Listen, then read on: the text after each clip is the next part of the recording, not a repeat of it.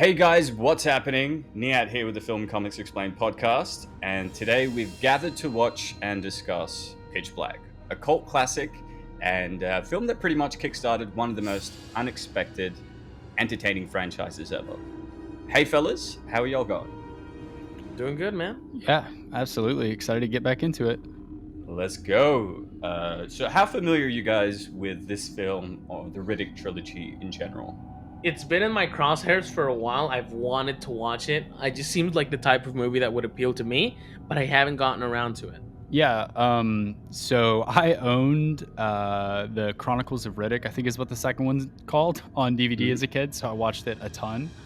But I've only seen this one once or twice, and it was a long time ago.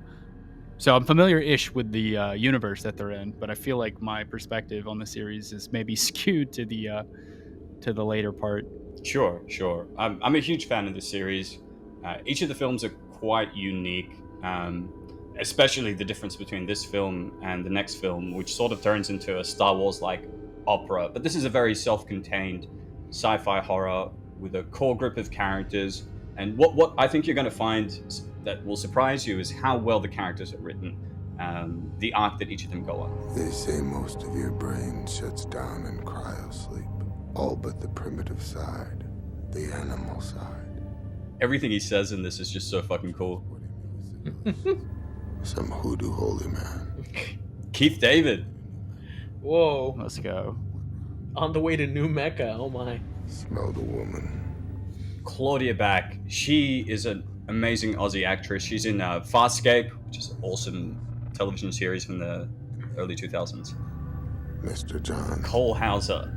Blue-eyed devil, planning on taking me back to Slam. Interestingly enough, he is in the Fast and the Furious sequel, Too Fast, Too Furious, as the antagonist, and it's a film that Vin Diesel is not in, so I just always thought that was quite unique.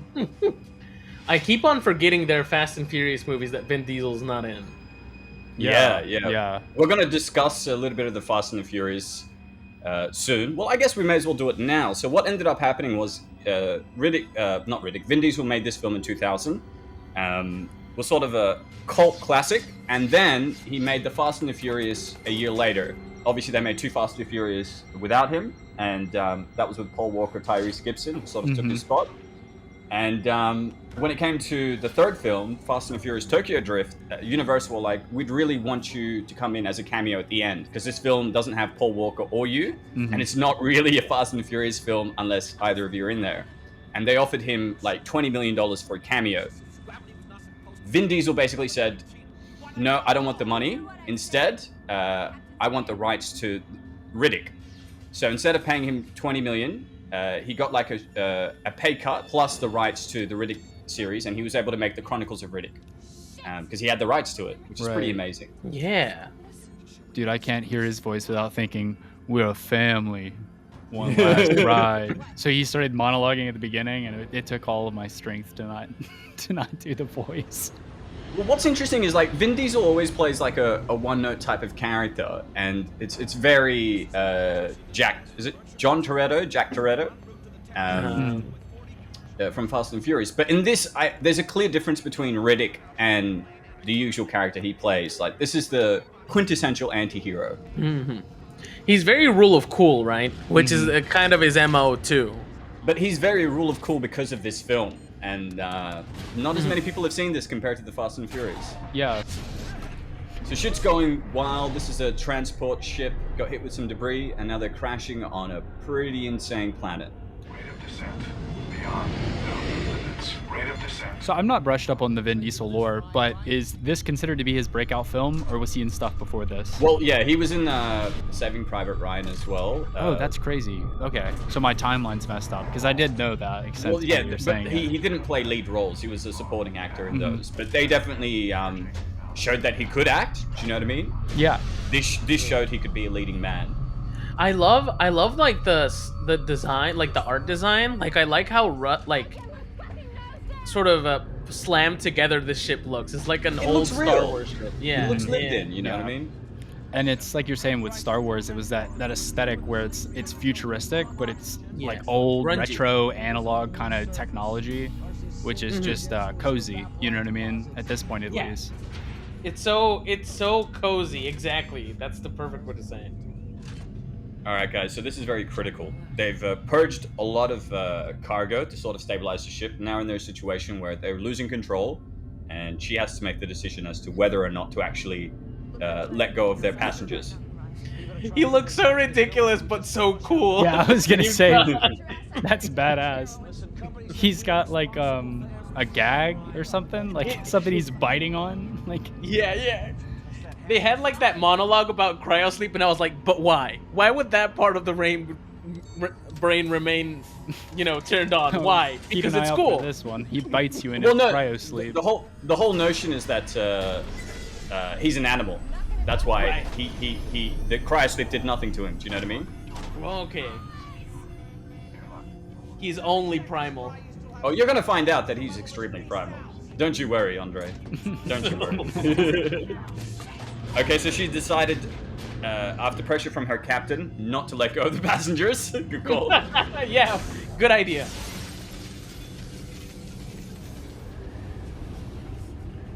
Oh my god, we're landing in Australia. I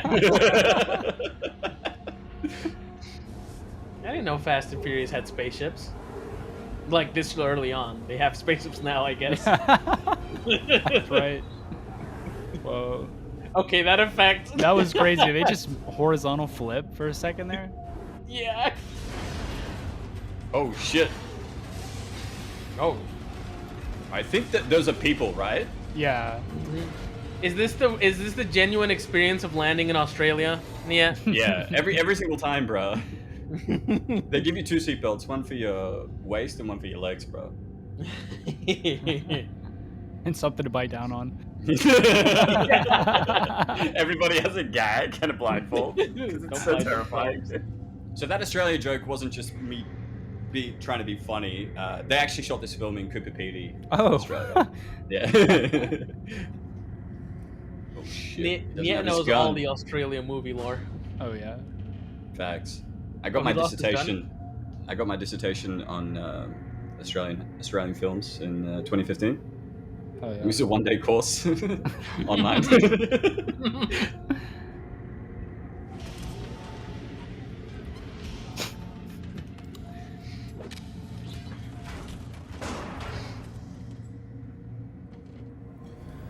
Somebody's gonna get hurt one of these days. It ain't gonna be me. So they were taking him to prison, right? Not necessarily they. This is a transport ship, and that Right. lawman that you saw was transporting him. Right. But none of the other people actually know who he is or what's going on. Oh shit, the captain's dead. Oh shit.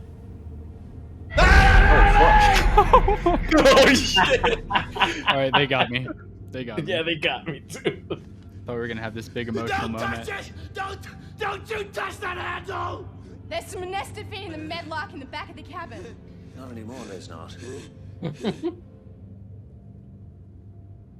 Oh shit. So you know the guy standing to the left of Keith David? Yeah. He was one of my acting teachers, Les Chantry. Oh shit. Oh. It was one of his breakout roles. I think he did a film after this called Righteous Kill, where he played Robert De Niro's lawyer, which is pretty badass. What the bloody hell happened? I don't know. Well, I, for one, am thoroughly grateful. Actually, the only reason we're alive is because of her. Yeah. Thanks for saving our dicks. Well, technically it wasn't her, it was the captain. She wanted all of y'all dead. Is it really that dangerous? Only around humans.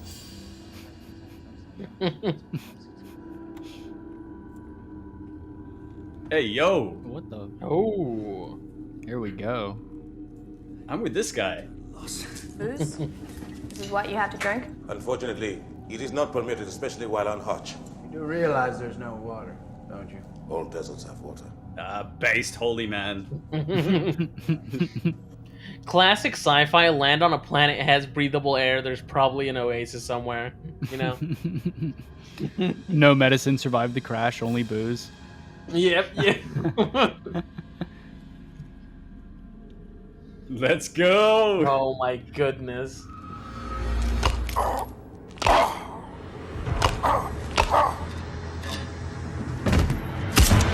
That look was wild. That was. Oh shit, y'all done fucked up now. Did y'all ever see Book of Eli? Yeah. That's kind of giving me those this like super overexposed kind of vibe. Oh yeah, absolutely. Another desert holy man. Well, look, what's the point anyway? I mean, if the man is gone, he's gone. Why should he bother us? Well, maybe he'd just come back and skull fuck you in your sleep. What I love about this film is everything we learn about Riddick from the beginning is its power and ruthlessness endowed through other people's accounts. Right. Especially Cole, the lawman, who we'll find is maybe not a reliable narrator. 3 sons? Bloody hell. So much for your nightfall. Oh, dude, Les, how you doing, mate? He's so young here. He's like 40 now. Direction from Allah. It's a bit of a bad sign. That's Riddick's direction. I thought you found his restraints over there, towards sunset. Right? Which means he went... See, learning little bits and pieces from Cole about how Riddick sort of functions. Based holy man about to do based holy man things. Facts. Oh shit. You're on a trip to New Mecca, right? Once in every lifetime, should there be a great Hajj. To get to know Allah better, yes, but to know yourself as well. Keith David is so great. He adds so much gravitas to whatever he's in. Yes. He's just so good, and he never ages. He looks exactly the same. Come to think of it, he's in The Thing, which is a 1979 horror film. Like, that's how long back it goes, you know? Just got a stogie, boozing, waiting for all this to blow over. I love it. For some, this is a holy pilgrimage. For others, it's a booze cruise. Right.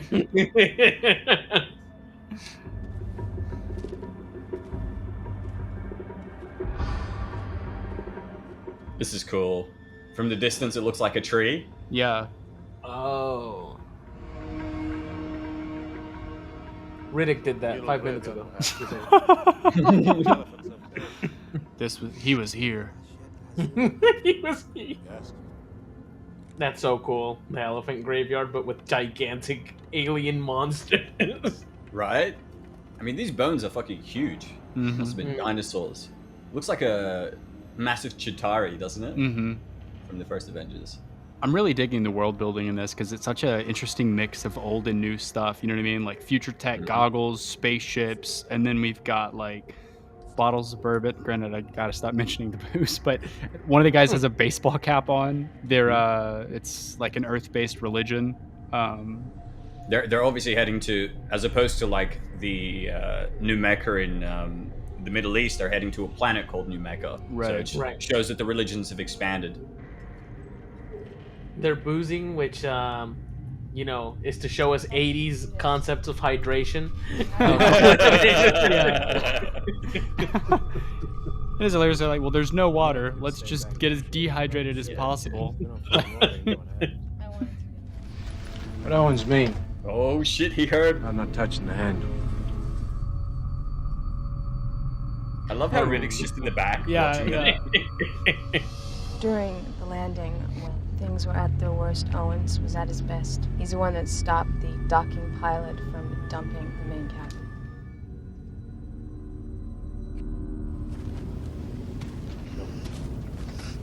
cabin. Woman hair. That's a bit creepy, Riddick. What are you doing? What any good ape man would do.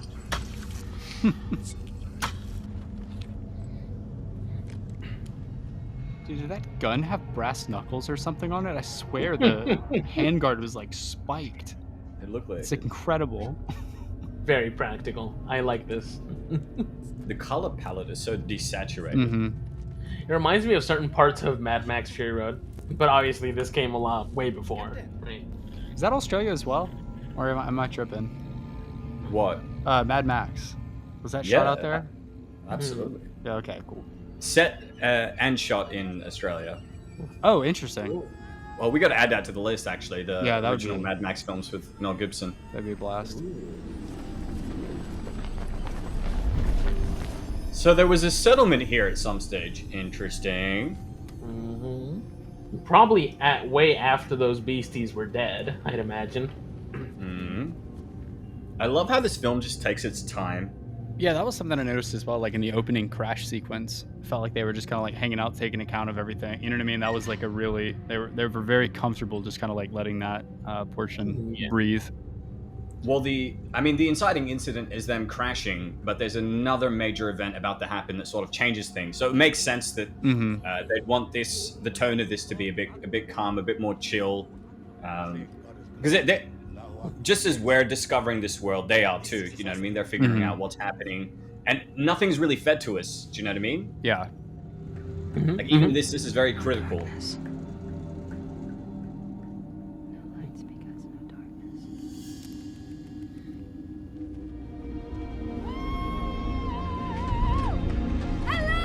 That bitch, what did you say? Oh, damn! Ooh! Let's go! The Star Wars music almost. What does Rey say when she sees the Millennium Falcon? Like, What about that ship? That one's garbage! The garbage will do! they just like... Oh. The disrespect. I'm glad I haven't watched them yet. I'll probably get to watch it with you guys. It's ridículo. Spanish joke for people who speak Spanish. No! Oh my god. I thought I was the only one who got out of the crash alive. Oh. Wow. What the hell? Crikey. I thought it was him. Ah, shit. Oh my god, that's so cool. Sipping lemonade up there. What is that shot? Wait. Nobody noticed him either? Like, it's just us who saw that? So campy. You might be able to adapt to. Shut up. Sorry, I thought I heard something. He told her to shut up and he's like, sorry, I thought I heard something. To be fair, none of these guys actually know what Riddick looks like, you know what I mean? Like, the only person that saw him was Cole and the co-pilot. So it sort of makes sense that this guy shot him. I mean... Although that reaction, man, he should have been a bit more upset. Crikey. I just killed somebody.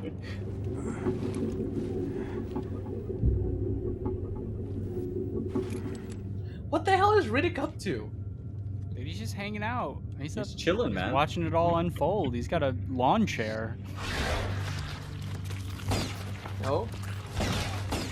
This is what happens, Zeke, when you just shoot people.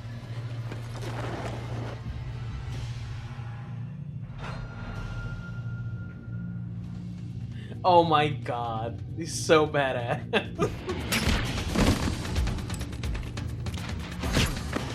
What did you do to Zeke? Don't want to talk to me, that's your choice. But just so you know, there's a debate right now as to whether we should just leave you here to die. You mean the whispers? The ones telling me to go for this sweet spot just to the left of the spine, the abdominal aorta. It's a metallic taste, human blood. Cockroach. If you cut it with peppermint snaps, that goes away. Show me your eyes, Riddick. You'd have to come a lot closer for that. Closer. Closelier. Where the hell can I get eyes like that? Gonna kill a few people. Okay, I can do it. Dude, he's on board. You dig up a doctor, and you pay him 20 menthol cool to do a surgical shine job on your eyeballs. So you can see who's sneaking up on you in the dark. Exactly. Leave! Cute kid. Let me tell you what I think happened. I think you went off on the guy and buried him in the hills somewhere. Now he's got you believing there's something else out there. Well, let's just be sure. Look, being ballsy with your life doesn't change what came before. It's just stupid. What, do you think I'm trying to prove something? Well, are you? I mean, this doesn't seem very smart, right, guys? We left smart a while ago. All that blood. Some guys disappeared. I don't know. Mysterious hole on an alien planet with giant beasties. The only guy that seems to know what's going on said it wasn't him. Oh, you see, the hole is a metaphor for the womb, a spiritual. Ah.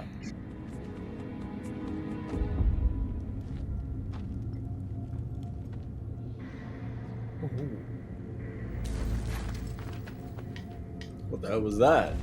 I actually almost didn't even see it.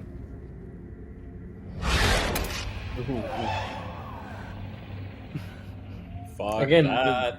Oh my goodness. Like hammerhead sharks, but for like caves. She's fucked, because if she yells for help, the people are going to pull her down, right? Yep. Uh-oh. Oh my god, I love this. That's such a neat predicament they've put her in. Yeah, because if the Iman pulls, he's going to pull her towards them. There's nothing he can do to help her. Like, she has to cut the rope.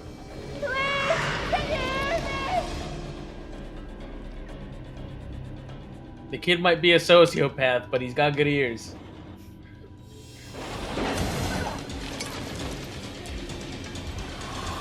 Goddamn. I heard you, Brian. I heard you. I saved you. Remember that when you choose. It was so fucking stupid. Yeah, it was. Finally found something worse than me, huh? So here's the deal. The truth is I'm tired of chasing you. My recommendation, do me. Don't take the chance that I'll get shit. Ghost me, motherfucker. That's what I would do with you. I want you to remember this moment. The way it could have gone and didn't. Do we have a deal? Want you to remember this moment. That's what he just said. He didn't say the complete phrase. How it could have gone. This film had such a low budget, but I love the way that they creatively get around that to make interesting shots and set pieces. And so far, the VFX on the monsters looks great. Mm-hmm. Oh yeah. Last. Oh, it's mine now, bitch. Paris P. Ogilvy, antiquities dealer, entrepreneur. Richard B. Riddick, escaped convict, murderer. That's a particularly good Shiraz. By all means, please help yourself. There's nothing we can't repair as long as the electrical adapts. Well, it's not a star jumper. Does it need to be? Do me a favor, check these containers out and see what we can patch these wings up with. Huh? It's funny that his glare is even more intense with the goggles than without them. Usually the glasses have the opposite effect. And I love, like, this has to be intentional, but the way that the glasses sit on his face, they, like, point out a little bit. Like a salamander or something. Like, he's, like, a little cross-eyed, but it's such a vibe.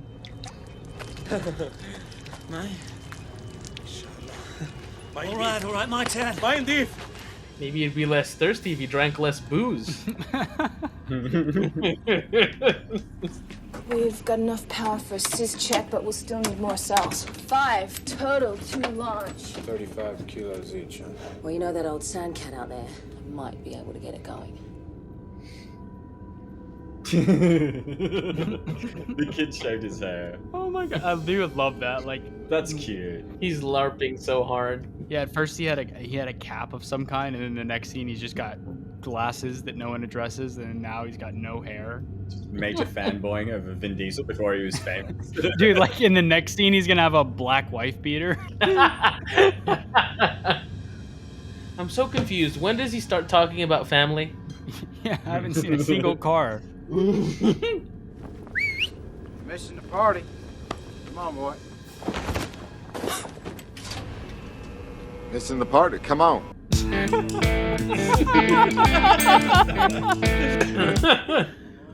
Go on now, get. He just noticed his haircut. What? It's the winner of the lookalike contest.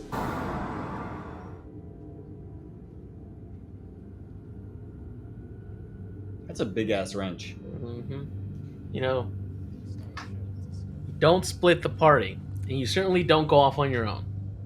Yeah, they probably had a big dropship take him off planet. These people didn't leave. Come on. Whoever got Zeke got them. They're all dead. Shit. The geologist never left. I don't know. I know you don't prep your emergency ship unless there's a fucking emergency. He's fucking right. He's fucking right. Yeah. Yeah. Yeah, yeah. Has anyone seen the little one? Ali! Has anyone checked the corn room?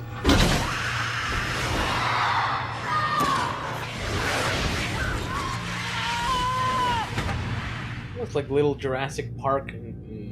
Yeah, it's neat that there's like mini versions of them. It's like somehow equally or like more terrifying. Ali, no. Jack, wait. Ali? Ali? Ali? He is 100% dead.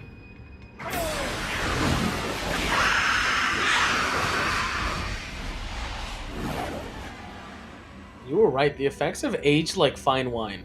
Yeah, they actually look. I feel like they look really nice. All things considered, man. Especially like with what Niyat was saying about the budget. Like, feels like. What was the budget? Let's pull it up. See if we can't figure it out. Oh. Oh my God. They just ate his face. Other buildings weren't secure, so they ran here. Heavy storage. Thought they'd be safe inside. Here. Rest in peace, though. I didn't really think that they would kill the kid so early on. Felt like that might be a heartstrings moment for later in the movie. But I guess they could be setting that up for the winner of the lookalike contest. She tried to give him a bit of water. He's like, "What is it, broken?" She's like, "No, dickhead. I was trying to do something nice and apologize." So they figured out the geologists that were here weren't able to leave. So they were prepping to leave. They were getting attacked by something, and they all holed up in this section, not knowing that the cellar below them was obviously open to the creatures as well. This is what I mean about this film taking its time to not spoon feed and just have them say what's on their mind. We slowly see them piecing everything together. The film almost gives you a chance to figure it out before they do. Yeah, I love that. Like, if you're gonna do like an unraveling mystery, like definitely give the audience all the pieces to solve it with the characters. No Deus Ex Machina silliness, you know? You're not afraid of the dark, are you? Oh. Oh! And this is what I mean. The first half of the film, it's so calm, so chill. We got a few deaths, people blaming Riddick, but we're not even into the deep end yet. Mm-hmm. Right. This is all just establishing the characters, what their objectives are, their motivations, the different archetypes. Each of the characters are so different. I love it. They really are. Look, you told me that we could trust him. You said that we had a deal, Jones. They're all very complicated characters. Mm-hmm. The chains don't work on this guy. Yeah, because if they wanted to make, for example, the cop, right? It would have been a hard ass. No, we're never letting Riddick go. But no, he's like, dude, I'm tired. Yeah. Exactly. But listen to what he's saying now.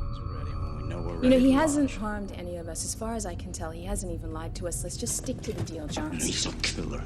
They're stuck in a bit of a dilemma because Riddick is prone to doing this, where like he'll just escape, abandon everybody. At the same time, they did promise to honor the agreement they had, so... That's how this is how shifts. This is just a personal agreement plan. Truly. I told you not to carry a knife. This is just, I'm just grooming myself, bro. What are you talking about? This isn't a knife. Got this from Manscaped, bro. Don't worry about it. Thanks. It's all about aesthetics. Strange not doing a run-up on the main drive yet. Unless he told you the particulars of my escape. I've been meaning to catch up with you alone. You think Johns is a do-right man? You think I could trust him to cut me loose? And again, I am worth twice as much alive. Your Johns ain't a cop. He's got that nickel slick badge, but he's just a merc. Don't waste my time. I love that. That actually makes a ton of sense because I had gripes with that earlier. If he was a cop, like, I don't know. But if he's a big payday, a lot bigger if he's alive, it makes a lot more sense, right? And it's an interesting characterization of that guy as well. Because I thought he had come around, you know, like had a ton of growth, but... And he's throwing another curveball here. He's like, have you noticed that Johns is always shaking? And then he went, also asking why your co-pilot died in pain and didn't get the medication that you told them to get. Because at the start, he was screaming, and she's like, the medication's in the back. Yeah, they found the medication, but it wasn't used on the guy that needed it. In fact, it's being used right now. Right on screen, baby. Perfect timing. Hell no. Oh my Don't goodness. do it. Oh, I can't wait. Oh, no. That has to be a reverse shot, I think. Right. From the eye, moving it out, and then played in reverse. Because I would never put a needle in my eye. For any reason. You have a little caffeine in the morning, and I have a little morphine. It's not a problem unless you're gonna make No, it becomes a problem when you let Owens die like that. Yeah, that's super evil. Just haven't caught on to the facts. You feel it? That's my first run-in with Riddick. They'll leave a piece of the shiv in there, Carolyn. I can feel it pressing against the cord. I'm not your fucking captain. You're gonna find that each piece of dialogue in this film is very, very critical. It reveals a lot about the characters, because from the beginning you're like, oh, Riddick's the clear bad guy, you know? And Cole is their traditional good guy, but what I love about this film is he's basically a mercenary disguised as a lawman, and he's representing the blurred lines of morality. And you see that especially with, you know, his drug addiction and all of his decisions regarding Riddick. Do you know what I mean? Like, he doesn't care about the team. It's literally all about him. Whereas Riddick, on the other hand, you know, he's got a paradigm of complex characterization. It's very dangerous, very enigmatic, yet we see that he's actually possessing more of a moral compass. Do you know what I mean? I think the more dangerous part about Riddick is we don't know what he's about. We now know what the lawman's about. He's about money, right? Yeah, correct. Well, that's what I was saying. Pay attention to who's giving us the information, because in the beginning, everything we hear about Riddick is through him. And we've just discovered he's not very reliable. Right. Never trust a glowy.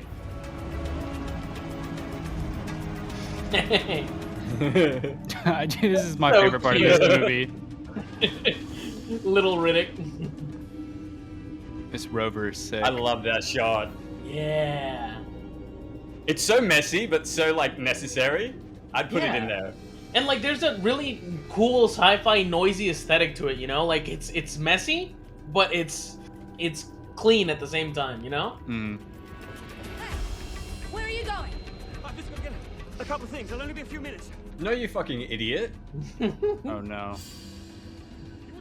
It's the last 2 grams of cocaine left from the old world. It's a very rare vintage of cocaine.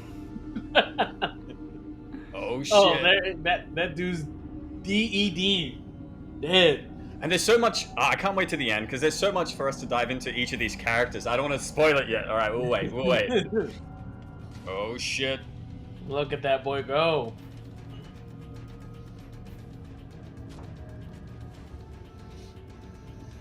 Oh, shit. Yo. Oh, shit. Are you ready, Andre? No. Those little beasties didn't waste a second.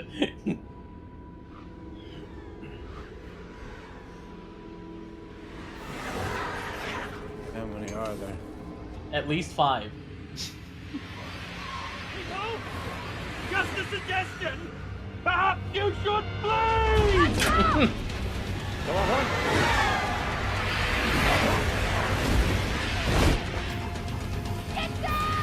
This is so cool. Just stay there! Stay down! Oh my goodness! Oh my god. They just carry her top half off screaming? That's metal. Rick just gets up. This is what I love about Riddick, is that you can see he's so seasoned. You know, he's been through shit worse than this. Yeah. He's just like, well, that happened. In fact, you can sort of see him relishing the challenge. Yeah. This is the most fun he's had in a long time. Oh, it beats being tied up in a refrigerator with a gag. I mean, come on. He's gonna stretch Yeah, his is it legs just a little me? bit. Is it just me, or do these shots look very 80s? Oh, super 80s, man. Come on, like. What is it, Rick? What is it now? Like I said, it's not me you gotta be worrying about. You gotta worry Oh, yeah, shit. Niyat was waiting for that line to drop. You know he was. The timestamp is in his notes. He's any moment now. And this is where we get our title. Really?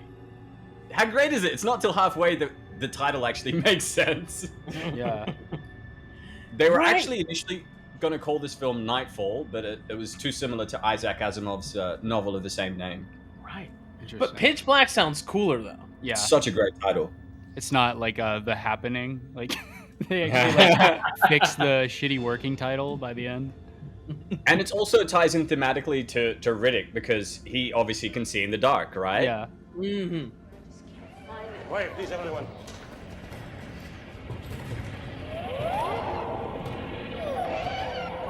Sound design for these things is so neat.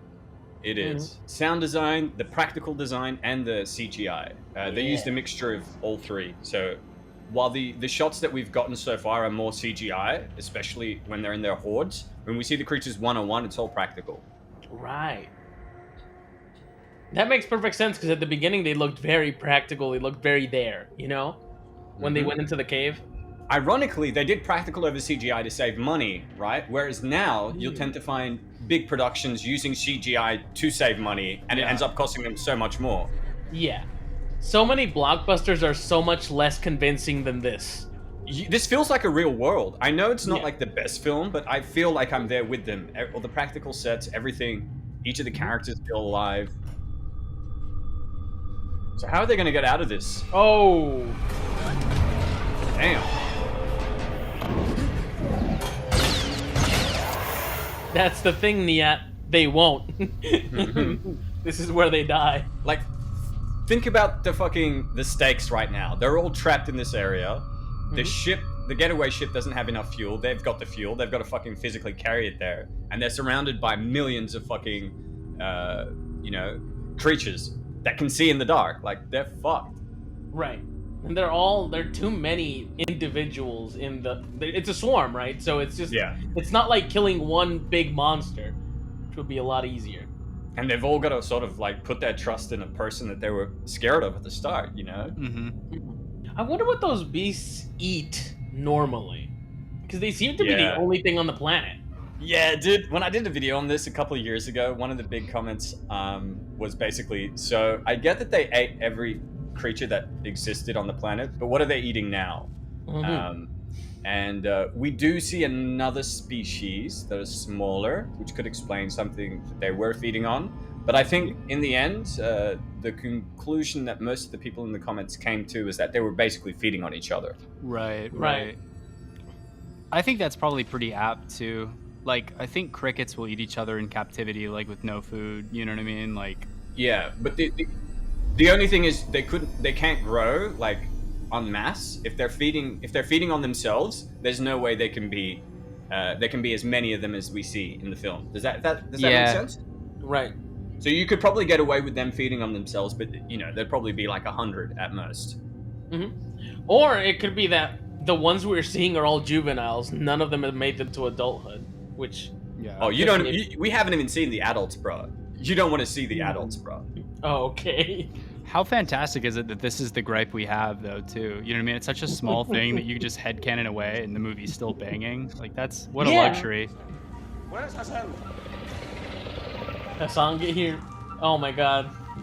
I do love the creature designs. Yeah. Oh shit. Damn it. Goodness. That was fast.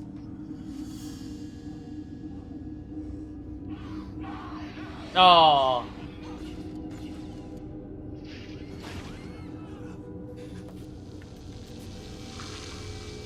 What? It's like the light is scalding it. It hurts them. So we got one cutting torch. We got 2 hand lights. There's got to be something we can rip out of the crash ship. Spirits. Even the lighting. How cool is this shot? Yeah. I like that all of this could have been avoided if the researchers were like, yeah, we have, it's always day, but we should still bring some lights. All right, now how long can this last? A few hours? Day tops? I had the impression from the model. The 2 planets were moving as one, and there would be a lasting darkness. We need to think about everybody now, especially the kid. How scared is this boy gonna be out there in the dark? Don't use him like that. You deal with your own fear. Oh, shit. I love that she's starting to see right through him. Maybe we got enough light. Enough for fucking what? We stick to the plan. We get the 4 cells back to the skiff. We're off this rock. How much you weigh, Chance? Around 79 kilos to Because be you're exact. 79 kilos of gutless white meat, and that's why you can't think of a better way. Oh, shit! Dude, she is going in on him. Oh. It's double symbolic because he actually has no balls. That's a great point. This dude's gonna die for his ancient artifacts, I swear. Like, Yeah, he's just got a bucket of wine. Dude, he's serious about his craft. I can't lie. Yeah, respect. Looks clear.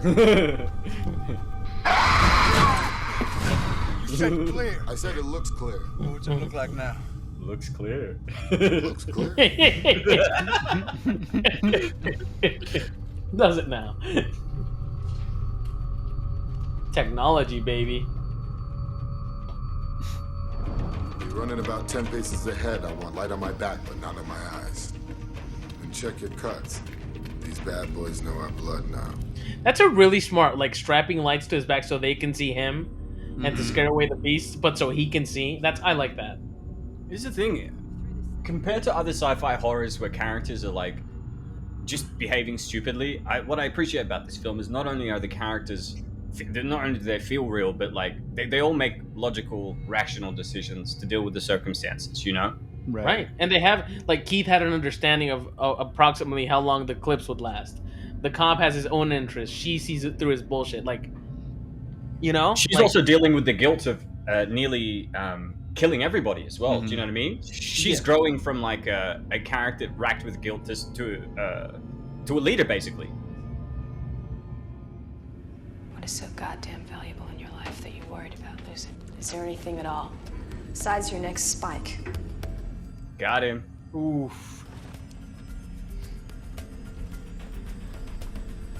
Here's something else I kind of appreciate about this movie is it like doesn't. I mean, they might have like a gun or two, but everyone's not armed like super heavily. You know what I mean? They're low-key just running through the desert hoping it all works out. They got their lights. You know what I mean? Yeah. How great is this shot where the creatures are just sort of backing away and then coming closer? It's so cool. It's like a sea of creatures. Oh, no. And you're right, Preston. They don't have that many guns because obviously it's not like a military ship, you know? It's a transport ship. So the only person that really has a gun is the lawman. Exactly. And they're all just making do with the supplies that they have. And it just makes it more interesting because it's like we're saying a lesser sci-fi movie would do this and that. Like I feel like a lesser sci-fi movie would just like, we've been spotted, go loud, and then it's just a gunfight scene in the desert. Oh, you dumb kid. Oh, you're right. You're absolutely right, Preston. Okay, run out. You're gonna make me look like an ass. Get back here! What is wrong with this dude? Aw, dude. Oh my god. He's that dude. He's that dude that fucks everything up for everyone. Yeah. He deserves to die. Right now? Yeah. You should have drank some more liquor, give you courage. I was supposed to die in France. Never ever saw France.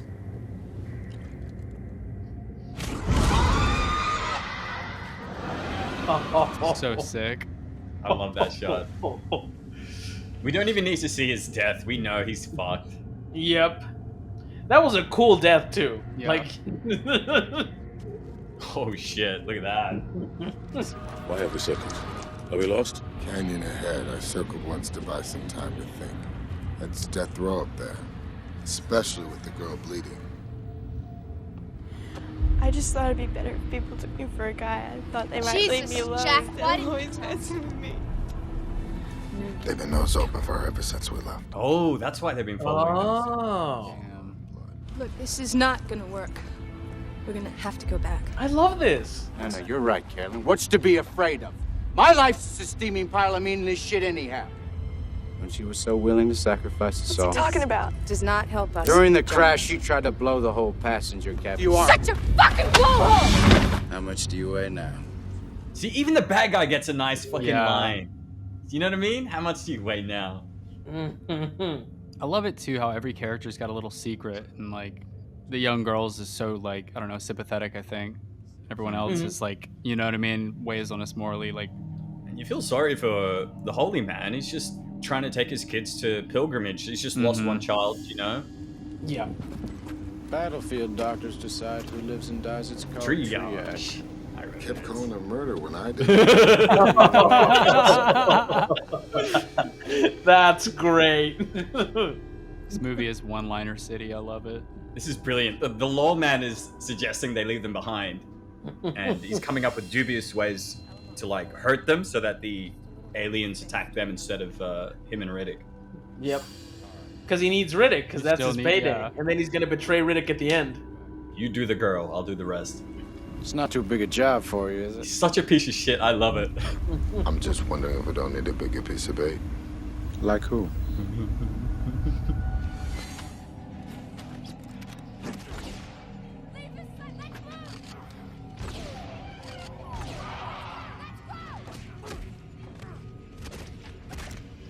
Oh.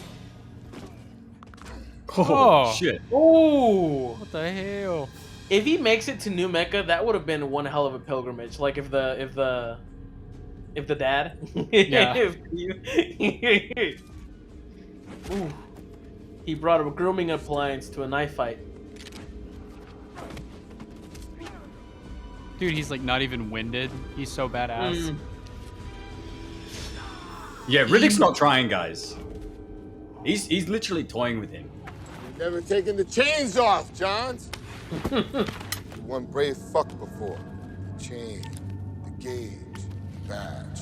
Oh, he's like a psychological monster I love to it. this. That's so good. Told you to ghost me. I love that Riddick's telling him you used to be a good person. You know what I mean? When you first were hunting me, like you used to be honorable. What happened to you?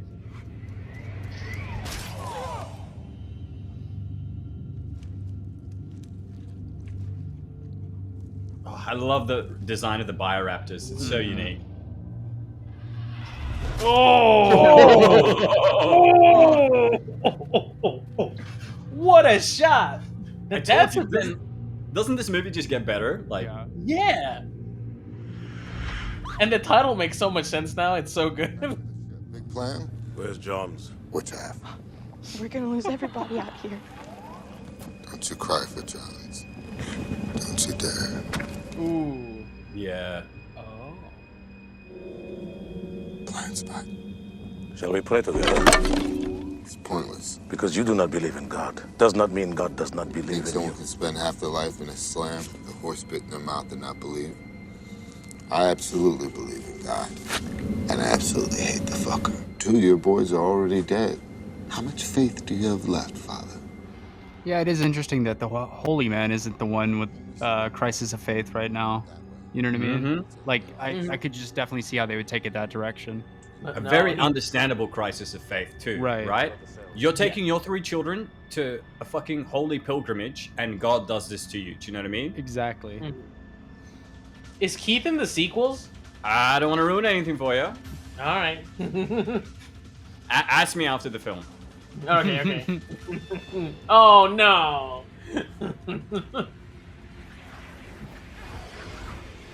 Oh, that's sick. What the? Dude, at least their blood's not acid. Yeah. I just realized Riddick is carrying all of their fucking power cells. Yep. Each one's like 40 kilos. He's Rick, baby. He lifted a Ferrari with his bare hands, you know? He can carry 4 power cells. Oh, no. Oh, no, not Les. No. Dude, no. Leave my acting teacher alone. Let's Oh, go. thank God. Dude, I can't know, lose right? another one. Bro. I was about to be so upset. Riddick!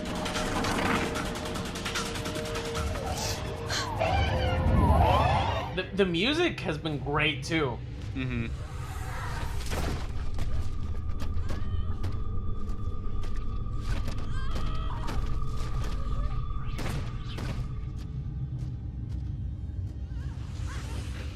This is we're about to see a character-defining moment. Oh, I'm feeling it. I feel it in my loins. Because he can just leave now and abandon them. Look at that. Boy! Oh man, the sound design of the creatures is amazing. Yeah. Yeah. Dude, and they just look so darn cool.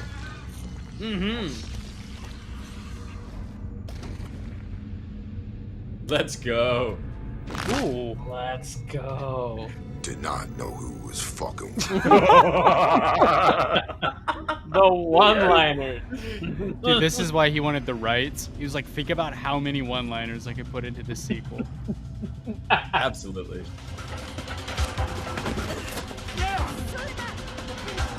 This is a dark version of Powerpuff Girl music. Yeah.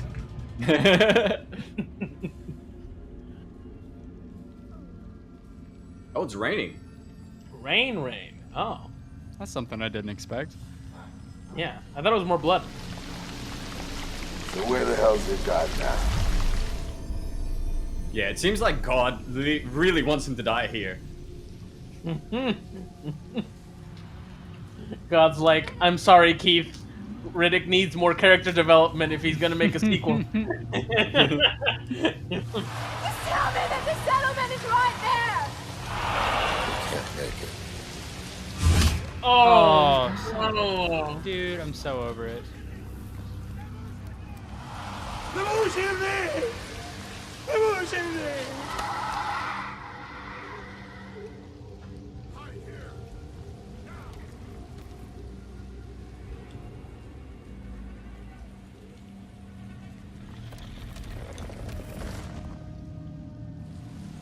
He locked him in.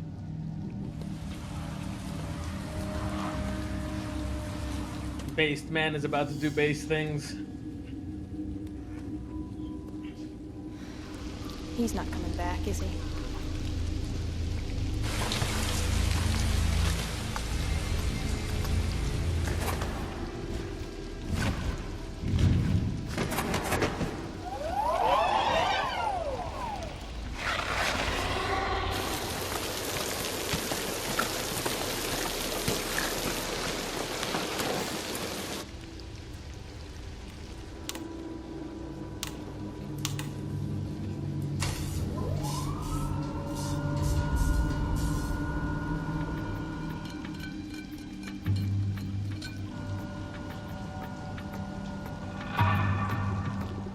Real quick, was that a Jack Daniels bottle?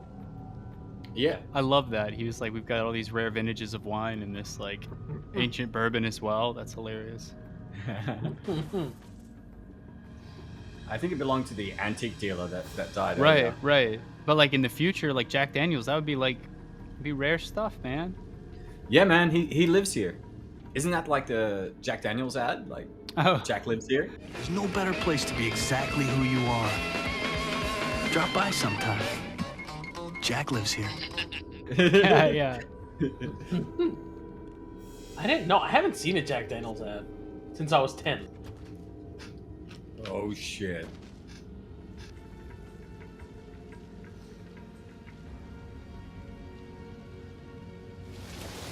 Strong survival instinct. I admire that in a woman. I promised him that we would go back with more light. Did you? Come on, Riddick. There's got to be some part of you that wants to rejoin the human race. Truthfully, I wouldn't know how. Please just come. I got a better idea. Come with me. You're fucking with me, I know you are. You know I am. Here, I'll make it easy on you. Take my hand. Vin Diesel is so fucking delightfully playful in this, don't you think? Mm-hmm. Yes. He's so comfortable. It's so bizarre to see. Especially when, like, in recent stuff, he looks so low effort when he speaks specifically. Mm-hmm. Like, here, he is so expressive, you know? It's very theatrical. It's indicative of a character. This is, like, not even the worst stuff they've been through. You know what I mean? Mm-hmm. Like, almost sympathetic towards what they're going through, but sort of convicted in his view of things. Yeah, she can't do it. I am the captain of this ship, and I am not leaving anyone on this rock with those fucking things. You died. Yes, I would, Riddick. That's the thing about Riddick. He would have actually left him there. Do you know what I mean? Mm-hmm. Yeah. And he was literally fucking with her. Yeah. And yeah, it doesn't seem like he has any problem with, like, going back for them. Yeah. I think in the back of his mind, he was going to come back, but he was testing her to see where her mind was at. Just like There's my god, Riddick. There's my god. Oh my goodness. What a line. Whoa, that's so good. How fucking clever that the person who is challenging his belief is the one that reinstates it. And to your point, Niyat, he's not like, come with me so we can leave. He's like, no, you come with me. You know what I mean? Doesn't really explicitly say he's gonna run off.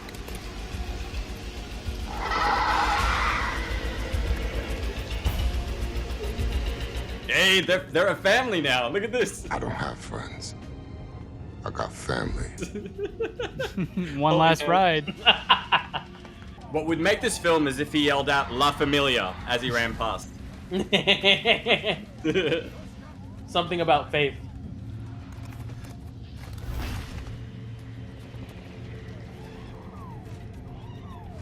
Look at a prime specimen run.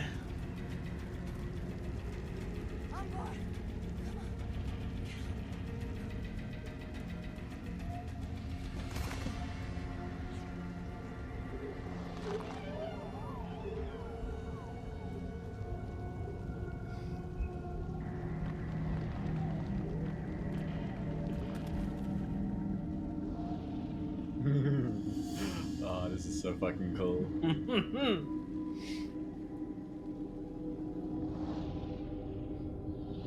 Oh, because earlier he found out their blind spot. Yes, sir. Set up and payoff.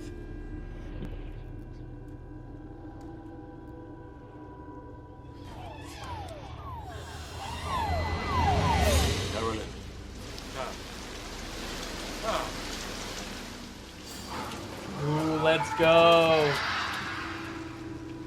Come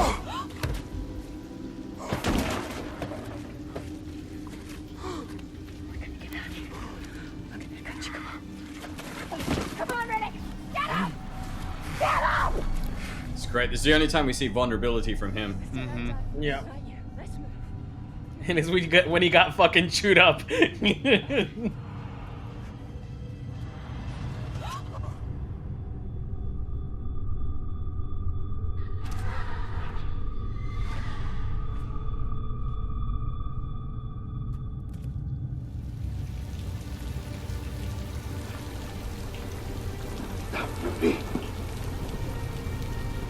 Not for me! Yeah, he's pissed off. He knows that he doesn't deserve to live. Like, because she's a much better person than he was. Damn, dude. Her arc was so good. She's great, dude. That's like the perfect ending for her. I mean, like, I know that's brutal and sad and all that, but like... It's the mark of a good writer is you don't get Right. attached to the characters, you get attached to their character arc. Right. And like now she's, cleansed of her sins that she was so desperately trying to right throughout the whole film. Like at the same time, Cole is revealed to have not been an honorable man. Do you know what I mean? Like, Yeah. it's like in the darkness, everything is revealed. Riddick finally shows some emotion in that moment. You know what I mean? It finally got to him. Yeah, well, he's showing emotion right now. What he's doing now is not like a smart choice, more of like this is a decision of anger. You'll see. Right. But it was like I was saying, throughout the film, he seemed like he almost enjoyed this, Yeah. It was very lighthearted. Can we just get the hell out of here now? You can't leave without saying goodnight.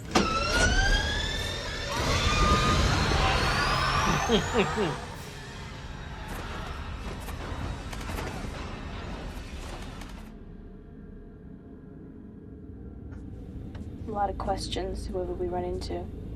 So what the hell do we tell them about you? Tell him Riddick's dead. You might want to go up a bit. Yeah, heading through an asteroid belt there. It's so much cooler this way, Nia. You just gotta go. It's so much cooler. If it were lame, they'd be dead. But since it's cool, they live. Rule of cool, man. There we go, guys. So that is Pitch Black. Goddamn. That was so much better than I was expecting, and I was expecting something great. Like, I loved this. It was just so intentional. I really appreciated that. And then their use of setting was incredible as well.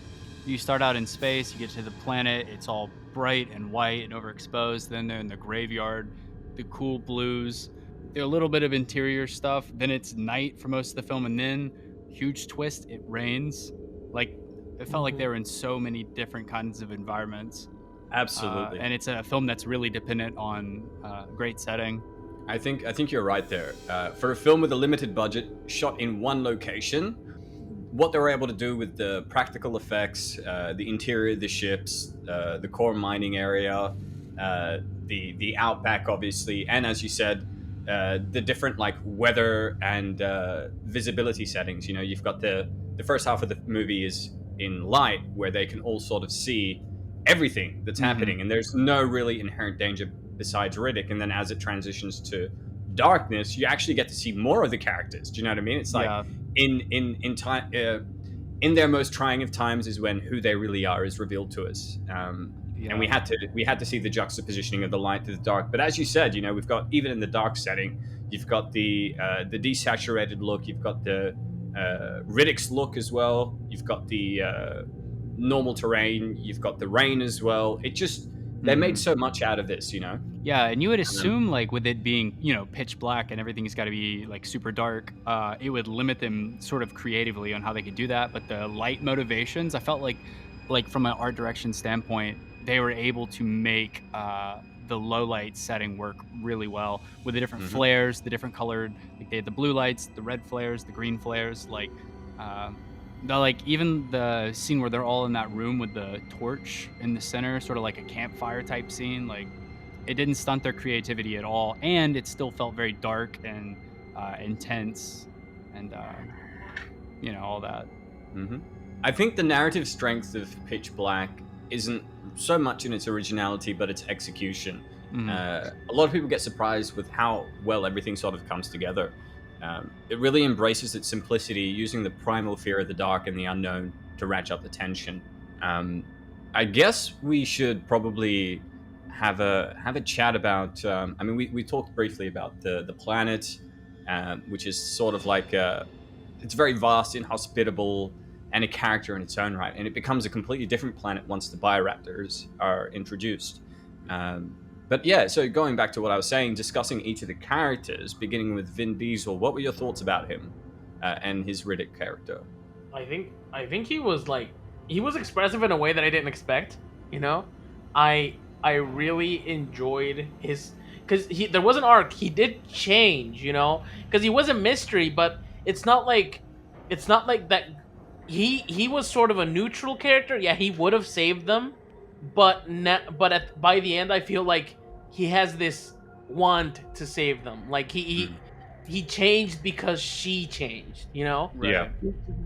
And you go ahead. Yeah, I was just gonna say the presentation of his character is super interesting as well. Like, we see so little of him at the beginning of the film that we have to take the unreliable character's word for what he's like, and it's like kind of confirmed on what we see. And then anyways, as the film progresses, it's like we talked about, he's sort of relaxed throughout the entirety of the film. Like, he feels very cool and in control, and I don't know, the characterization of that is really interesting, because like Andre mentioned, he's kind of gray, like he's sort of on the line, but as you mentioned early on in it, it seems like his moral compass was mostly good, right? Like, when the villain is like, yeah, we should kill them and get to the ship, he's like, yeah, or we could give him a bigger chunk of bait, you know what I mean? So anyways, he doesn't always do the right thing, but I don't ever feel like he did something horribly malicious, and so I feel like difficult to write gray characters like that, you know? You could just easily go too far one direction. And one thing that I have to say is, in my experience with thrillers, this one is very unique in that I feel no death was wasted. Each one of Keith's characters' kids dying held weight, and each further one, like, they're not just rando characters. Yes, we didn't learn a lot about them, but because they were all important to his character, right? Super important. Each death felt heavier than the last. Even the guy that died in a dumb way, he died because he was dumb. The script wasn't being dumb. Correct, you know? correct. He made the decision. I'll touch on his character in a bit, but he made the decision that his character would make, and I'll explore that shortly. But just to tie up Riddick, you know, like, Diesel gives a very magnetic performance. He's not, because when he plays in the Fast and the Furious, he's very one note. You know what I mean? He's like, yep, this is the archetypal Toretto character now that I've nailed over 3-4 films. We're just going to do the same thing over and over. Whereas in this, Riddick is very fun. He's very playful. Well, he's got this dangerous side to him where you're not sure whether he's going to tell a joke or kill you. Do you know what I mean? Like, and I love that. And he's not just like David Twohy really knows how to write characters, because he's not simply a bad guy, and he's not. And this film doesn't really it tries to stay away from labeling people as such as being good or bad. It's just, as you said, with Riddick, it's morally gray. He's a man with a dark past and a lot of depth to him that informs a lot of the decisions he makes. At the same time, you've got Cole, who's, sort of like uses the badge as a cover to do some pretty heinous things. And it's not until it's not until halfway through that his true nature is unveiled to us. I really appreciate House's portrayal of Johns as both like a calculated and while also very desperate man. I just thought the dichotomy between him and Riddick was great. It's like they both start polar opposites and end in polar opposites, if that makes sense. Yeah. And that like desperation is real, because he's desperate on multiple levels, right? Mm-hmm. He's sort of lost, right? He's sort of a lost type of character. He doesn't really know what his motivation is other than money. He's also sort of a junkie, so he's motivated. Like, he tricked everyone so he could get all that medicine for himself, right?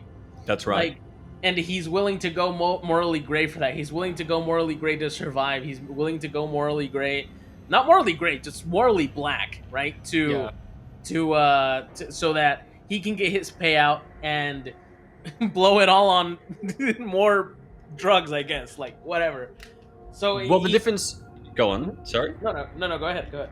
Well, yeah, the biggest difference between him and Riddick, the similarity is they're both willing to do whatever it takes to survive, right? Mm-hmm. Mm-hmm. But there's a line that Riddick won't cross, and that's killing children, women, stuff like that. Whereas Cole does not care, and that's what sets them apart. And they also both don't really have lives to live for what we gather, right? Yeah, absolutely, yeah. And there was an illusion that maybe he wasn't always this way. Like, I felt like Riddick mentioned something, like maybe one point he was a good cop, like, how far he's fallen, which I think, like, we don't see a ton of that, but obviously I think that adds a little bit more characterization to him as well, that maybe at some point he had a moral compass.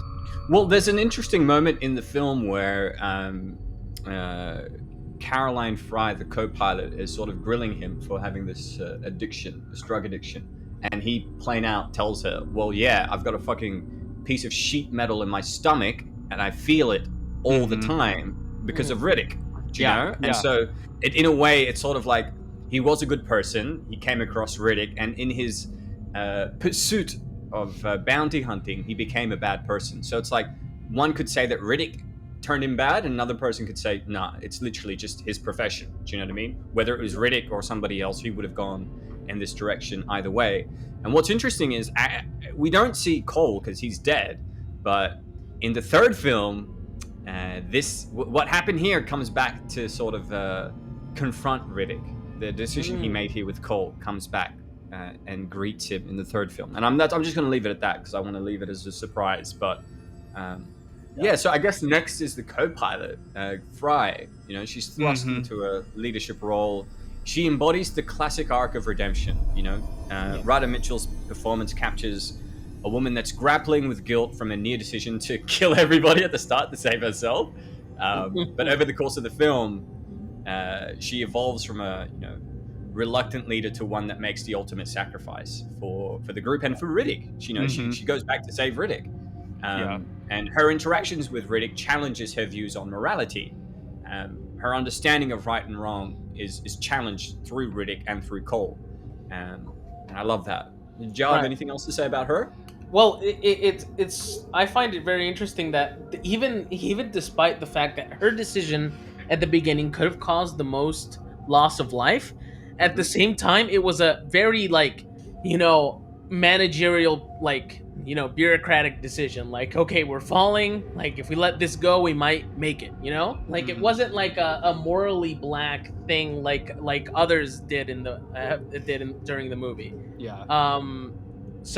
But even then, she's racked by guilt by it. So I just find that very, very good. Go ahead. Yeah. Well, hers was an executive decision because it was like, well, either we all die or just they die.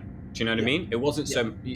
Which I guess is very similar to Cole, to the change that happens in Cole, where he's willing to just abandon everybody. But yeah, Sorry, Preston, did you have anything to say about Fry?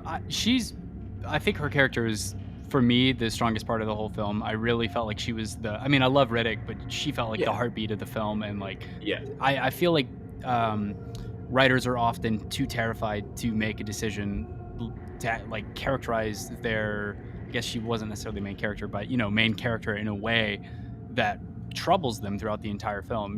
They're like, obviously every character needs growth, but they'll only dip their toe into the bad guy territory so much. And with her, it was like, damn, that's brutal. Like she had a second to think about it. She was willing to wax the entire crew. So obviously that's not a great decision, but we can tell that she's a good person based on the level of guilt that she feels from that. And I was worried that they were all going to fly off into the sunset together, which I guess would have been okay, but I felt like the way they chose to end her arc was really interesting and did a lot to characterize Riddick, who's I feel like he does make some pretty strong decisions throughout. Like his choice to go back and save the kid is obviously very interesting, and his decision to not betray everyone, it characterizes him. But I felt like her sacrificial death does a ton for his character arc as well, and considering they were probably gearing up for sequels and stuff, I think that makes a lot of sense to have that growth lead into the subsequent films. So yeah, I loved her character. She's written as a character, and I feel like as though if she was written by a modern writer, she would just be ultimate girl boss. Do you know what I mean? She would not have been, at the start of the film, it wouldn't have been her that made the decision to almost jettison everybody. That would have been her pilot. She would have been the good one.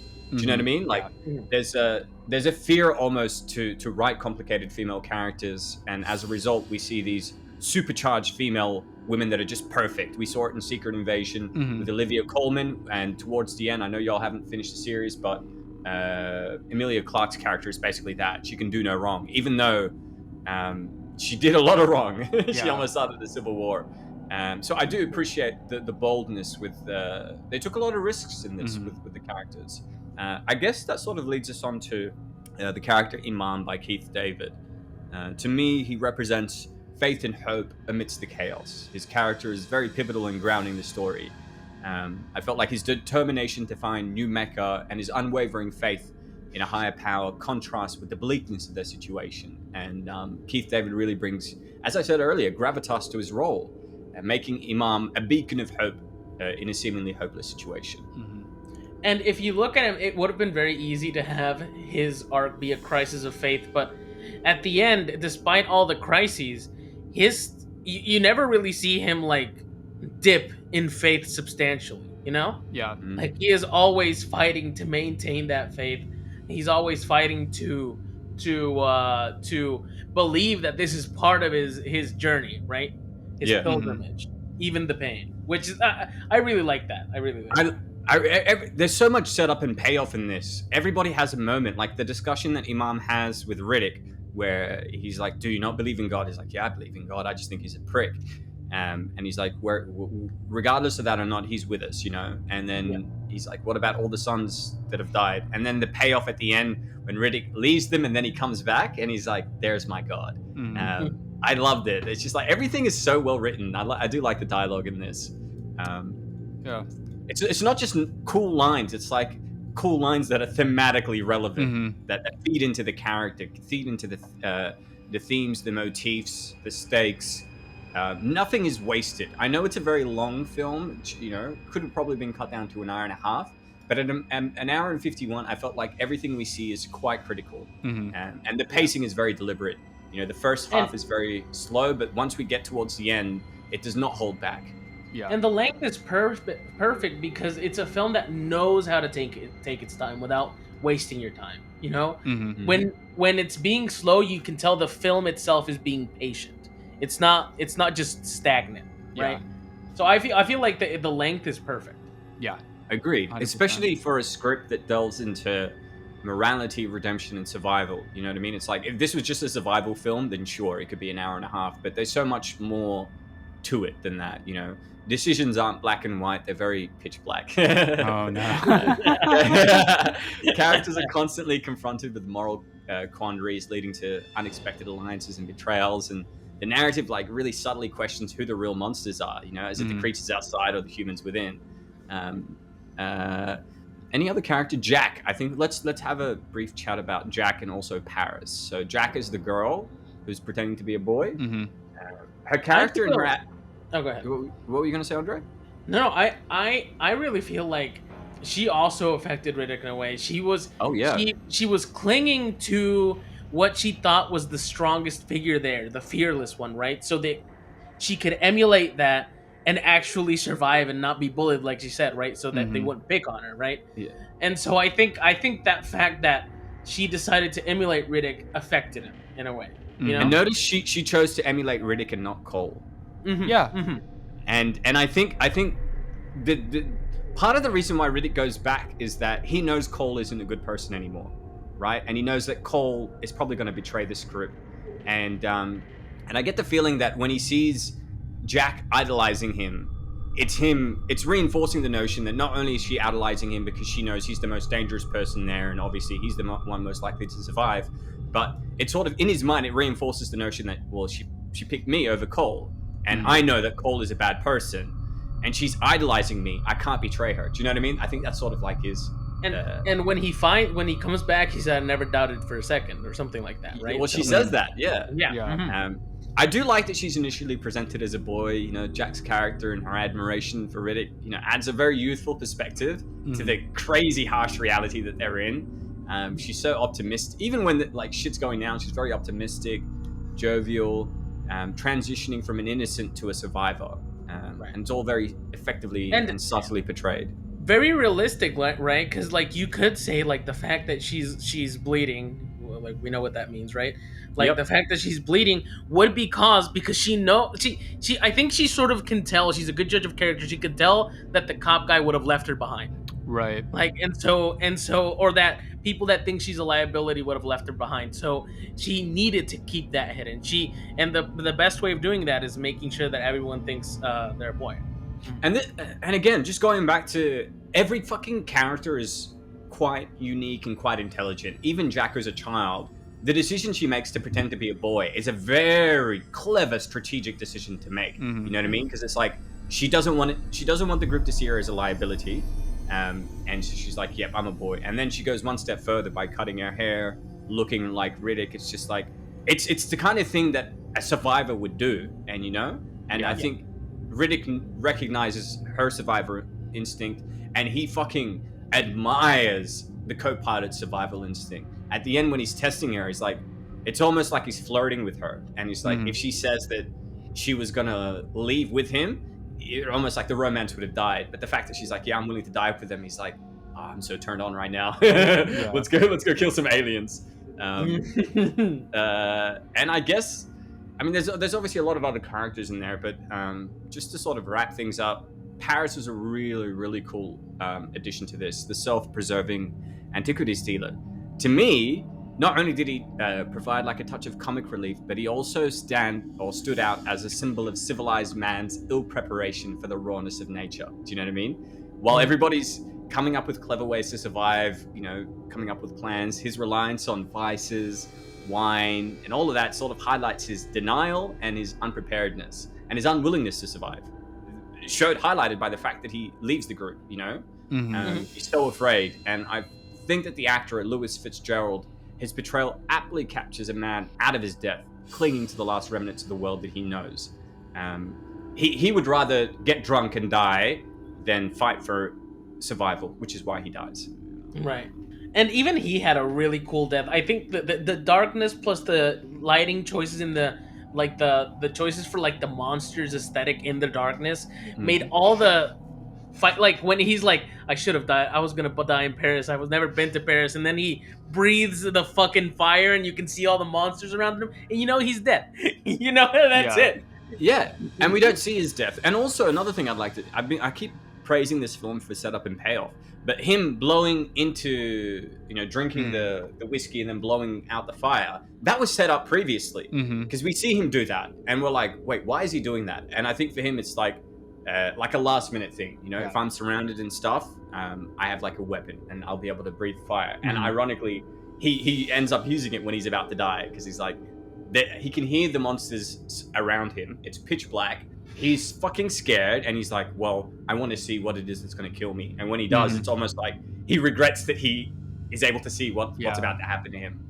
And on the topic of setup and payoff, the fact, like, again, we talked about it at the beginning, but there's so much booze involved. That was like, why does this film care so much about the booze? It's a light source. The twist, there's no light. You know what I mean? Oh, this is now really relevant. You know what I mean?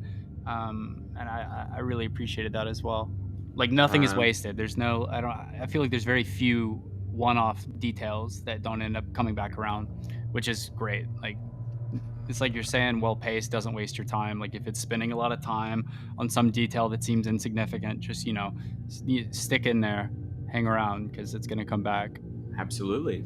I guess that's pretty much it. I mean, the only other thing I'd really say is just it's a great film. I think its execution, it's very simple in terms of the story it's trying to tell, but it ticks every box. It ticks the sci-fi, it ticks the horror aspect, it ticks the character.